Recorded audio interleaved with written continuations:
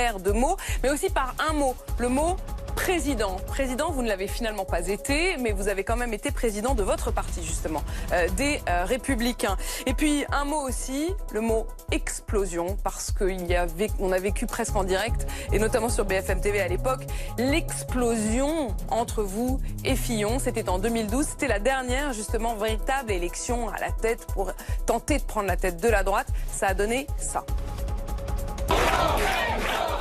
Les militants et les militantes de l'UMP viennent aujourd'hui de m'accorder la majorité de leurs suffrages. Ces résultats me donnent une courte victoire de 224. Nous voulons faire remarquer que nous avons observé des irrégularités. Il est encore temps d'arrêter ce processus délétère. C'est indigne, ces méthodes. Ce que je redoutais, c'était l'as-produit. Et tu proposais, bien sûr, d'être, par exemple, s'il en est d'accord, vice-président de l'UMP. Vice-président Jean-François Copé? Non, c'est pas très sérieux.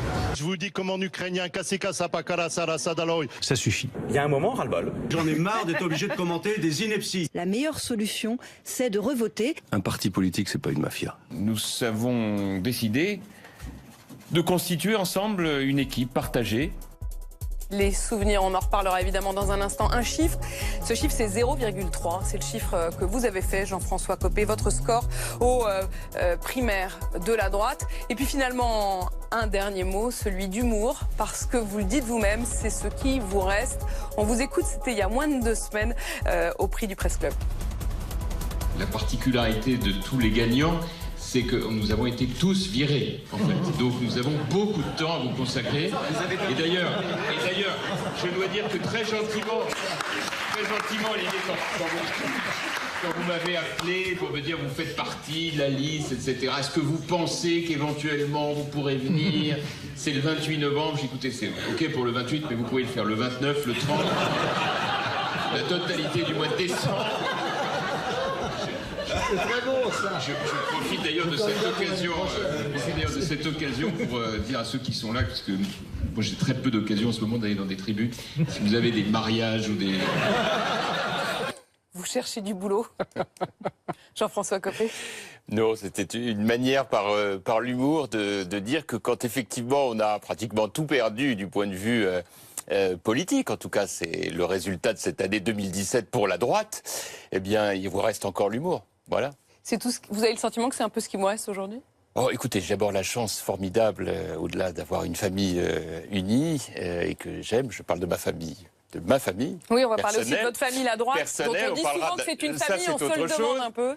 J'ai la chance immense d'être maire de Meaux, et c'est certainement le plus beau des mandats, puisque vous êtes au cœur de la vie quotidienne de milliers de Françaises et de Français qui vous disent simplement trouver des solutions. Et quand on est maire, on n'a pas d'autre choix que de trouver des solutions. Et alors on se dit la politique, ça sert à quelque chose. Voilà. C'est pour ça que j'ai choisi de rester maire et de lâcher l'Assemblée nationale. On va parler d'ailleurs de votre mairie et de la façon dont vous voyez la France aussi, vue de Meaux, et de la question justement de cette France réconciliée ou non. Mais d'abord, un mot sur ces élections, évidemment, à LR. D'abord, vous demandez, est-ce que vous avez voté? Non, j'ai pas voté, je l'avais dit d'ailleurs, tout simplement parce que j'ai considéré que cette élection n'avait aucun enjeu, et que je pense qu'on va voter quand on considère qu'il y a un enjeu. Et ça n'est faire injure à aucun des candidats en présence que de considérer que les jeux sont faits depuis le début, et que tout le monde sait qu'évidemment Laurent Wauquiez va gagner. Les résultats seront connus, je pense, dans 1 heure ou 1h30. Et en vérité, il n'y a pas eu vraiment de débat de fond, puisque un certain nombre d'entre nous, pour des raisons diverses et variées, ont considéré, c'est pour ça que moi, par exemple, je n'imaginais pas d'être candidat, j'avais été président de l'UMP déjà, mais Valérie Pécresse ou Xavier Bertrand ou d'autres, qu'on n'allait pas infliger encore une bagarre interne devant les militants. C'était sage ou c'était lâche? Enfin, pour ce qui me concerne, je pense que c'était la sagesse. Vous citez de vous-même Xavier Bertrand, Valérie Pécresse, qui finalement n'ont pas été au combat. Est-ce que c'était sage ou est-ce que c'était lâche? Je pense à Pauline de Malherbe que parler de combat au lendemain de la plus désastreuse des défaites pour la droite depuis le début de la Ve République, c'est pas le bon mot. on a pris vraiment un désaveu terrible et que le premier devoir, c'est un devoir de résilience, c'est un devoir de cohérence. Il faut réfléchir, il faut se poser toutes les questions. En clair, la défaite de mai dernier, c'est pas simplement à cause des costumes de François Fillon. Ça vient de beaucoup plus loin. Mais vous n'avez pas voulu, en fait, vous vous êtes retenu de mettre le bulletin Laurent Wauquiez dans l'urne ou même simplement en cliquant, puisque ça s'est fait aussi par Internet. Vous savez, moi je pense... Non mais vous auriez pu, bien quand sûr, même... non, mais j'aurais pu tout faire. Et vous n'aviez pas eu envie? Au même titre que je n'ai pas eu non plus envie de marquer une différence quelconque en disant je vais voter pour l'un des deux autres candidats. Encore une fois, une élection, c'est quelque chose de très sérieux. Il y a forcément un enjeu, un débat entre plusieurs lignes politiques. Là, il n'y a pas eu de débat du tout. Ouais. C'est d'ailleurs, moi, je proposais au départ qu'on se donne un an, comme d'ailleurs l'ont fait les socialistes, et que pendant un an, on fasse un vrai inventaire de la situation, qu'on fasse trop tôt. Des groupes de parole. Écoutez, encore une fois, le débat, il est clos. J'ai pas été entendu là-dessus. On a tout de suite voté. C'est très bien. Et il appartient maintenant à Laurent de prendre les choses en main, de prendre un certain nombre de décisions. Il est 19h17, vous attendez même pas les résultats, c'est fait, quoi. Ouais, il n'y a pas de suspense. Enfin, pour qui il pourrait y avoir un suspense? Mais en même temps, je vais vous dire, l'énorme avantage, c'est qu'il n'y a pas eu de violence. Il n'y a pas eu de temps de division, d'invective. Et donc, quelque part, nous partons avec la possibilité de nous rassembler. Et moi, j'ai envie de dire, aujourd'hui, et d'ailleurs, je l'ai dit à Laurent à plusieurs reprises, on s'est parlé, je lui ai dit, maintenant, ce sera ce que tu vas en faire. Alors, lorsque vous étiez patron du parti, du mouvement politique, vous étiez un peu plus concerné par la question de la rigueur, de la discipline de vote. Là vous êtes très décontracté. Vous dites, j'ai même pas voté. D'ailleurs, êtes-vous à jour de cotisation, Jean-François Copé? Vous dites, j'ai même pas voté. Et pour un Laurent Wauquiez, qui était, on l'a vu sur les images qu'on vient de montrer, qui était dans votre équipe, qui vous soutenait. Donc, soyons tout à fait... Non, vous êtes très détendu. Vous êtes devenu très détendu. Comme vous êtes très précis, vous connaissez bien l'histoire de la droite, vous savez très bien que Laurent Wauquiez et moi-même, nous ne nous sommes jamais trouvés ensemble. C'est d'ailleurs, je trouve, une démarche que vous pourriez noter, qui consiste pour moi à dire, maintenant on va arrêter tout ça. Enfin, il a été, Laurent Wauquiez avec d'autres, ont été parmi les plus durs quand j'étais à terre. Bon, mais c'est plus le sujet. Et c'est moi qui vous le dis. Le sujet aujourd'hui, il est de reconstruire. Et ce pour une raison très simple.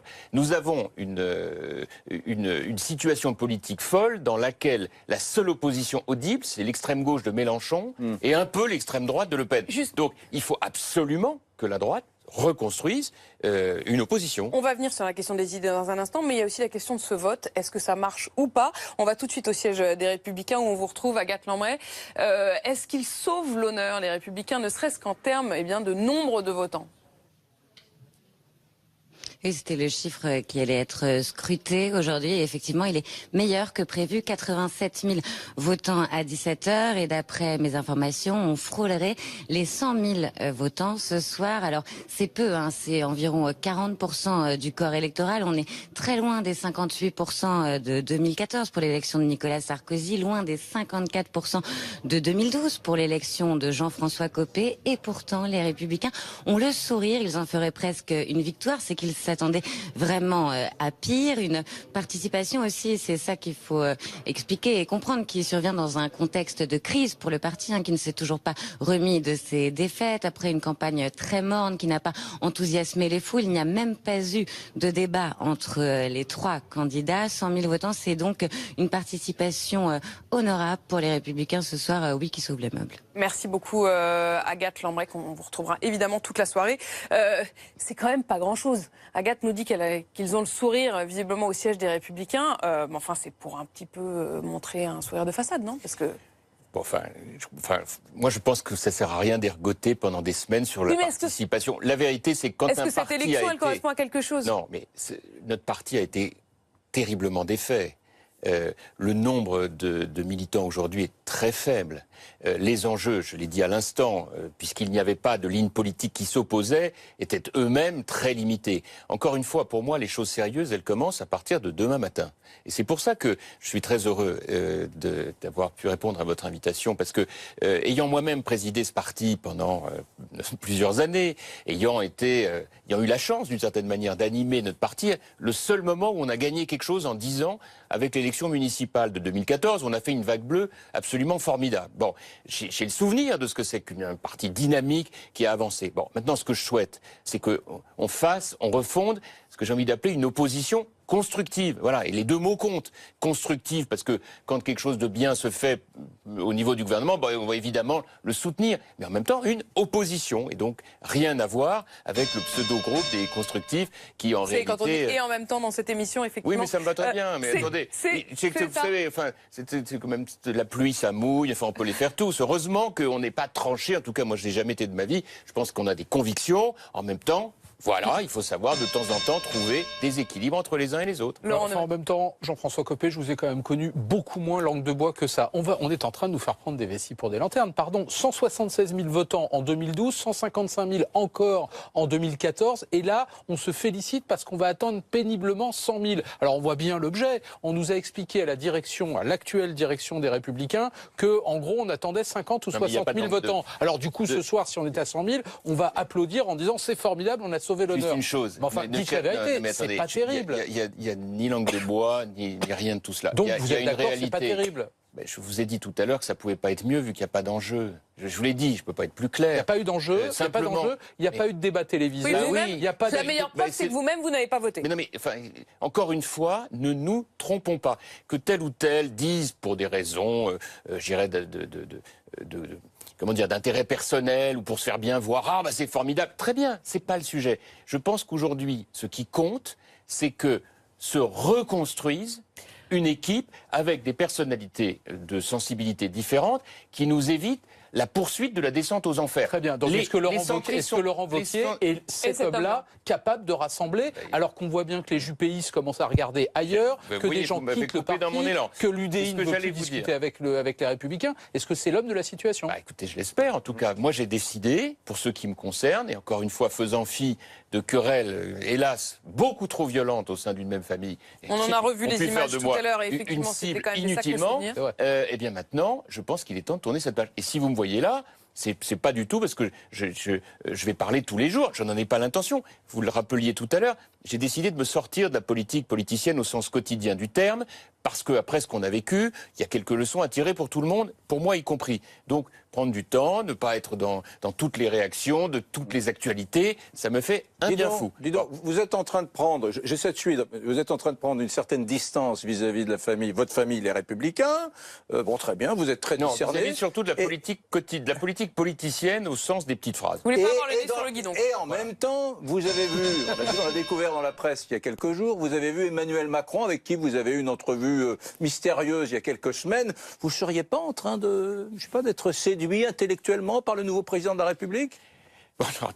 D'abord, cette entrevue n'avait absolument rien de mystérieux. Elle était à l'agenda du président de la République, je pense, j'imagine. En tout cas, elle était au mien.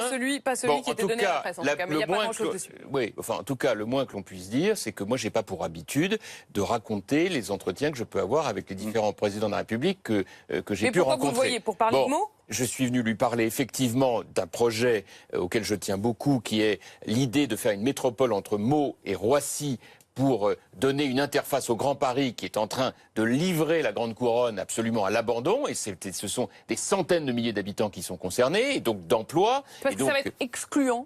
Oui, aujourd'hui, le tracé est excluant. Bon, et donc l'idée, c'est que on puisse réfléchir à ce qu'on peut faire ensemble pour le bonheur de nos administrés. Et le deuxième sujet, c'est effectivement de parler du centenaire de la Grande Guerre, puisque 2018, centenaire de 1918, le musée de la Grande Guerre de Meaux, je souhaiterais qu'il puisse accueillir à un moment ou un autre, et peut-être aux alentours du 11 novembre, des commémorations importantes. Bon, alors, comment l'avez-vous trouvé? Comment l'avez-vous trouvé? Vous avez travaillé avec Nicolas Sarkozy, qui aurait dit à une époque « Macron, c'est moi en mieux ». Je ne suis pas certain qu'il l'ait vraiment dit, mais c'est ce que raconte la légende. Mais vous, qui avez travaillé avec Sarkozy, par exemple, comment avez-vous trouvé Macron? Vous avez un avis? C'est très différent de Nicolas Sarkozy. Enfin, contrairement à tout ce qu'on peut vous raconter, très très différent. Je crois connaître assez bien l'un et l'autre, enfin très bien l'un et assez bien l'autre, ça n'a rien à voir, pour 1000 raisons.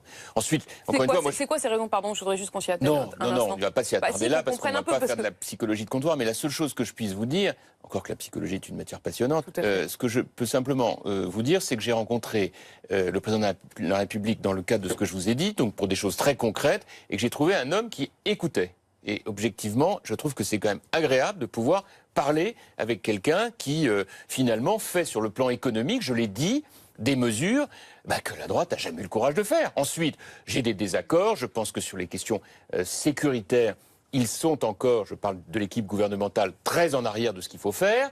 Mais en revanche, je pense que sur le plan économique, ce qui commence à être fait là, c'est pas si mal, même si il fallait pas augmenter la CSG, même si vis-à-vis des municipalités, les décisions prises ne sont pas forcément les meilleures. Mais au moins, il y a une impulsion qu'encore une fois, la droite n'a pas su donner quand elle était au pouvoir. Attendez, j'essaie de comprendre. Ça veut dire en gros que vous êtes en train, sans citer son nom, de critiquer ce que fait Laurent Wauquiez depuis plusieurs mois, c'est-à-dire l'opposition systématique sur tous les sujets, y compris sur l'ISF, y compris sur la politique fiscale. On avance. Attendez, on avance. Je voudrais essayer de comprendre. Vous venez de dire, que le on est obligé de décoder un peu.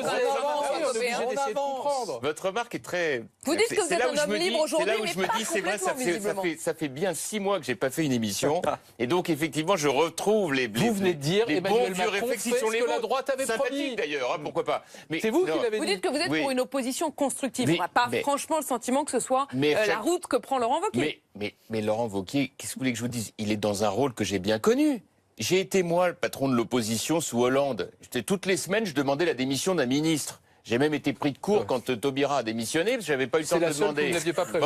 Donc c'est vous dire que vraiment, je sais ce que c'est. Bon, j'ai quelque part dans mon parcours politique franchi une autre étape. Je suis aujourd'hui dans une période où je ne suis pas obligé d'être dans cette logique-là. Bon, donc laissez-moi cette liberté de vous dire, et ça n'a rien à voir avec ce que je peux penser de tel ou tel, y compris de Laurent Wauquiez. Donc je vous ai dit tout à l'heure que j'étais, moi, prêt, que je le lui ai dit, à participer à ce travail de reconstruction de la droite qui doit se faire absolument en tenant compte de complémentarité. Ensuite, juste termine là-dessus, il y a des complémentarités entre Laurent Wauquiez et moi. Ça, je ne vais pas vous surprendre. Certes, j'ai inventé la droite décomplexée, enfin en même temps, nous avons des différences sur l'Europe, sur l'économie, sur les questions de société, voilà. Mais vous avez aussi beaucoup de points communs. Absolument, y compris sur les questions de sécurité. Isabelle Pincé les a retrouvés, regardez.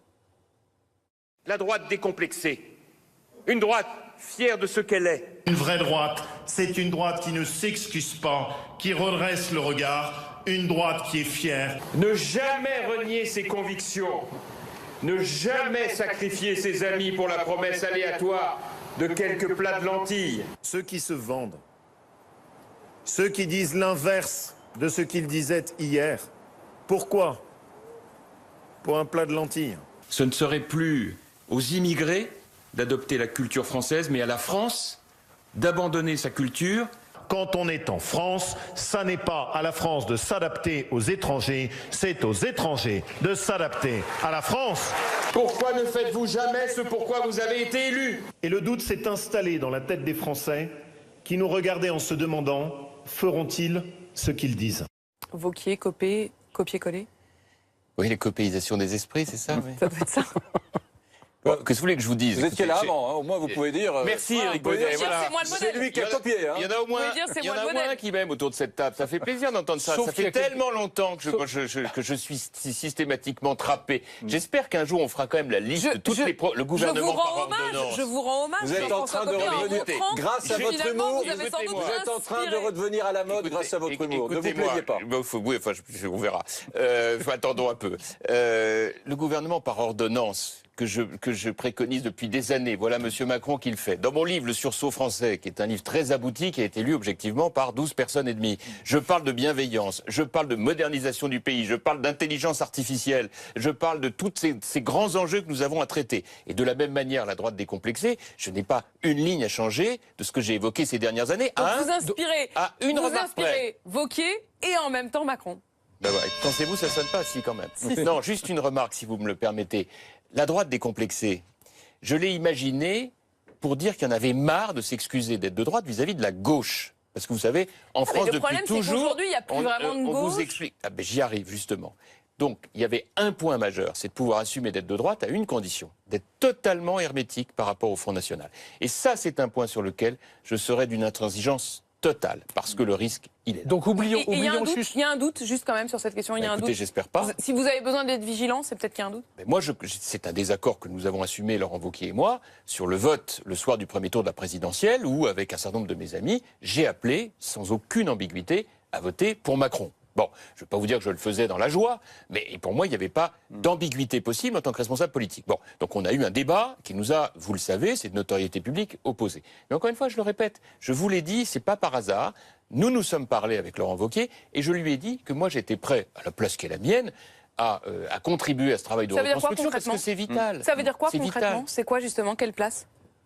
Oh bah écoutez ça, on verra bien. Moi j'avais évoqué l'idée éventuellement de présider une instance qui est une instance non exécutive de notre parti, mais qui est une instance de débat intéressante, qui est le Conseil national, qu'avait présidé Jean-Pierre Raffarin ou Luc Châtel. Ce qu'il pourrait proposer à Valérie Pécresse. On verra bien. Non mais attendez, encore une fois, En tout cas, personne n'est propriétaire de rien. Voilà, Moi je lui en ai parlé.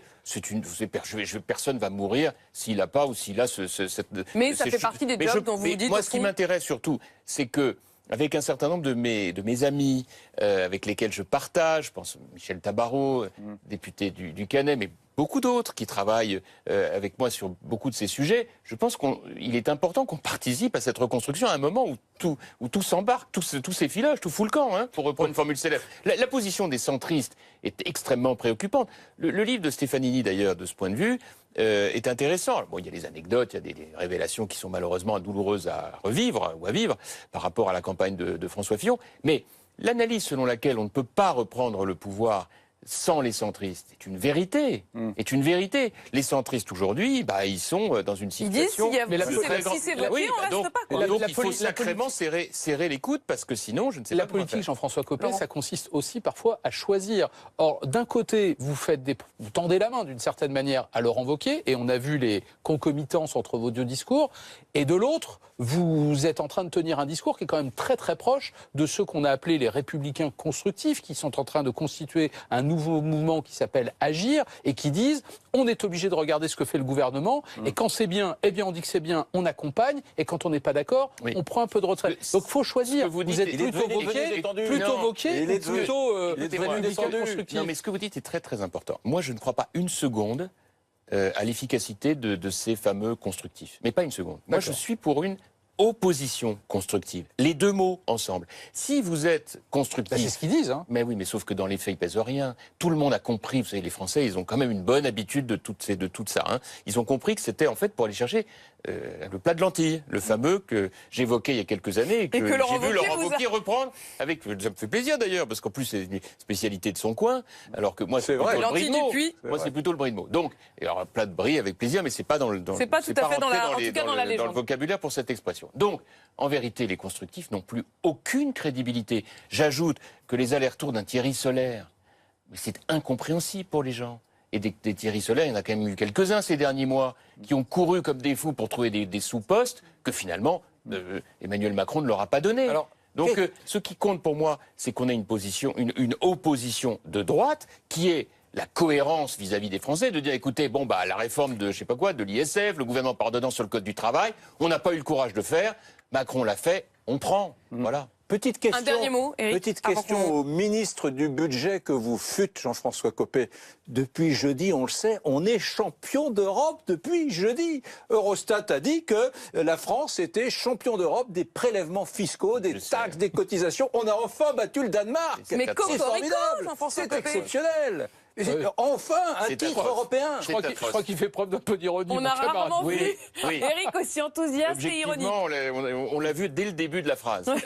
Et c'est atroce. Hein. C'est atroce. Vous savez que lorsque j'ai quitté mes fonctions de ministre du Budget, nous étions avec mon ami Thierry Breton, à cette époque-là, nous avions voté 2 budgets en exécution, dans lesquels on baissait la dépense, les impôts, le déficit et la dette. C'était jamais arrivé autrement. À l'époque, on avait 63% de dette sur le PIB, on est aujourd'hui à 100%.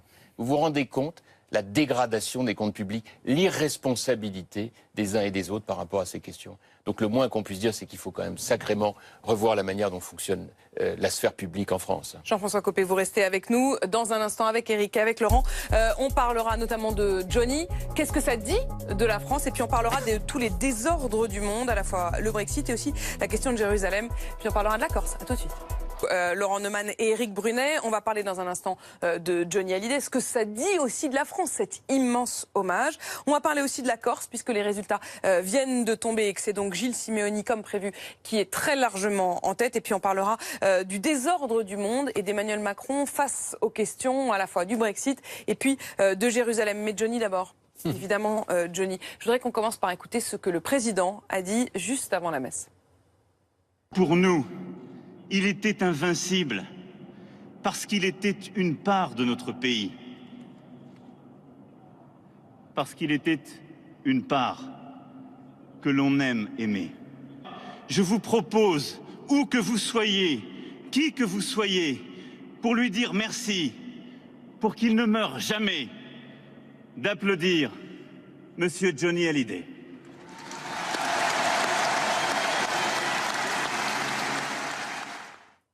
Le ton était juste, Jean-François Copé ? Oui, c'était très émouvant. Très émouvant. Vraiment, ça a été une journée que je crois personne n'oubliera. Qu'on soit d'ailleurs fan ou pas de Johnny Hallyday, ça a été un moment comme la France sait les vivre. C'est ce qui fait que notre pays est un pays extraordinaire, avec des petits défauts, mais aussi des moments de communion exceptionnels, et qu'il faut vivre comme ils sont. Vous savez ce qu'on dit quand on fait de la méditation? On dit qu'il faut vivre le moment présent, sans avoir d'arrière-pensée sur l'avant et l'après. Ben voilà, il fallait vivre ça. Faites de la méditation, tel quel. Copé. Pas plus que ça, mais ça m'intéresse beaucoup, oui. Ça m'intéresse beaucoup. Laurent Neumann, qu'est-ce que ça dit de la France, cet hommage? Je sais pas, moi vous allez dire que j'ai un cœur d'artichaut, mais il se trouve que quand j'ai allumé ma télé, je me suis mis sur BFM TV. Allez-y, assumez. Ah bah oui, j'ai regardé et je n'ai pas pu en décoller. 10 fois j'ai eu la larme à l'œil. Franchement, il faudrait être sans cœur pour imaginer que la journée d'hier n'était pas émouvante. C'était hallucinant. Et cette foule qui reprenait toutes les paroles des chansons des musiciens de Johnny Hallyday sur la scène devant la Madeleine, c'était absolument inouï. Et j'imagine pour ceux qui étaient sur place. Mais déjà, moi, devant ma télévision, qu'est-ce que ça dit tout ça? Je vais dire des banalités, mais ça veut dire que ça réunit des tas de gens, y compris des gens comme moi, qui n'étaient pas spécialement des fans inconditionnels de Johnny Hallyday, parce que ça raconte notre histoire. Quand un chanteur disparaît, en réalité, chaque chanson correspond à un moment de notre vie. Donc c'est un petit morceau de notre vie qui s'en va, et ça concerne tout le monde. Voilà, c'est ça. Tout le monde. Est-ce que c'était toute la France qui vivait cet hommage à Johnny, Éric? Je pourrais vous répondre oui, mais la réponse est non. Il y avait des gens qui aimaient moins Johnny, j'imagine, que d'autres, mais l'idée quand même qu'autour de ce chanteur hors norme, hors du commun, parce que c'est bien de ça dont on parle. C'est un personnage singulier. Dans les années qui vont venir, d'autres chanteurs français de talent disparaîtront, et il n'y aura pas un hommage de cette nature-là, parce que Johnny était quelqu'un de tout à fait singulier. Bon, et moi j'étais très ému, j'ai essayé de regarder avec un peu de distance hier les images sur BFM TV, et j'étais très ému par la spontanéité absolument incroyable de ces gens qui ont convergé des quatre coins de la France et qui sont venus s'agglutiner devant la Madeleine et qui étaient en pleurs. J'ai trouvé ça raconte une histoire très forte de la France. Je me suis même dit, tiens, est-ce qu'il était vraiment nécessaire que Macron parle? Je l'ai trouvé un petit peu empoulé, Macron, un petit peu protocolaire, là où finalement il y avait quelque chose d'instinctif, de presque animal, dans le rapport entre les Français et Johnny. Je me suis dit, pourquoi est-ce que la puissance publique, l'État, vient intervenir dans tout ça, etc. En tout cas, c'était une journée éblouissante. L'État pouvait pas ne pas intervenir? Oui, c'est difficile, vous savez, c'est des débats éternels. Faut-il parler, pas parler? Il se trouve qu'il a eu les mots justes, le président de la République. Il se trouve qu'on s'est tous retrouvés à ce moment précis. Et ça n'enlève rien pour le reste, mais c'était un moment d'émotion. Puis je voudrais juste dire un dernier mot là-dessus. Il y a tout ce que vous avez dit qui explique le succès de Johnny, le personnage. Mais il y a une qualité musicale qui est tout à fait exceptionnelle. Il faut bien voir. Il faut quand même pas oublier que c'est aussi le chanteur. Et si les musiques, les chansons étaient aussi fortes, c'est parce qu'il y avait une qualité de construction musicale qui était absolument formidable et qui explique aussi qu'on ait partagé tout ça. Et c'est le pianiste Jean-François Copé, parce qu'on découvre que vous vous intéressez à la méditation, à la psychologie, mais on sait aussi que vous jouez du piano, Jean-François Copé, et puis vous avez même dit, on l'a entendu en début d'émission, que vous seriez prêt à animer, vous avez aussi ce talent-là, visiblement. Pour les mariages et les fêtes de famille. Les mariages, et ce que vous ne savez pas, pour être journaliste également, Et il est libre le dimanche soir. Il y a plusieurs vies. Parlons de la Corse, parce que on vote aussi en Corse, on votait en Corse, puisque le scrutin est terminé depuis 1h30 et les premiers résultats partiels disent que le présage de Gilles Simeoni, qui dimanche soir disait et finalement qu'il allait avoir une extraordinaire ferveur en sa faveur, les premiers résultats partiels lui donnent raison, puisque sur un tiers des bulletins, c'est Gilles Simeoni qui est très largement en tête. Les nationalistes, Laurent Neumann, est-ce que ça veut dire qu'on peut redouter à un moment d'avoir avec ou sans la Corse? Non, alors si la question que vous me posez, c'est de savoir si on va tout droit vers l'indépendance, je vous réponds... Tout droit, j'en sais rien. Je vous réponds clairement non. Est-ce qu'on pourrait y aller Jean-Guy Talamoni a eu une phrase que je trouve extrêmement juste. Il a dit, dans cette histoire-là, les modérés en Corse ne sont pas aussi modérés qu'on le dit ou qu'on le croit. Et les nationalistes purs et durs, ceux qui rêvent d'indépendance, ne sont pas aussi radicaux qu'on l'imagine. Et ça résume assez bien, je trouve, l'attelage de ces deux partis. Il y a des nationalistes, il y a des indépendantistes, mais à partir du moment où ils ont déposé les armes pour se tourner vers la démocratie, ils ont fait le choix des urnes. Et donc c'est la démocratie qui parle. Alors la semaine dernière, on s'est rendu compte qu'il y avait quand même que la moitié des Corses qui étaient allés voter. C'est trop peu, mais n'empêche qu'ils se sont moulés dans le moule de la démocratie et que là, pour le coup, ils sont légitimes. Attention, juste d'un mot, ils veulent l'autonomie. Mais derrière l'autonomie, ils réclament un certain nombre de choses qui, de mon point de vue, n'ont rien à voir avec l'autonomie. Libérer les prisonniers que eux appellent prisonniers politiques, pardonnez-moi, ça n'a strictement rien à voir avec l'autonomie. Donc attention.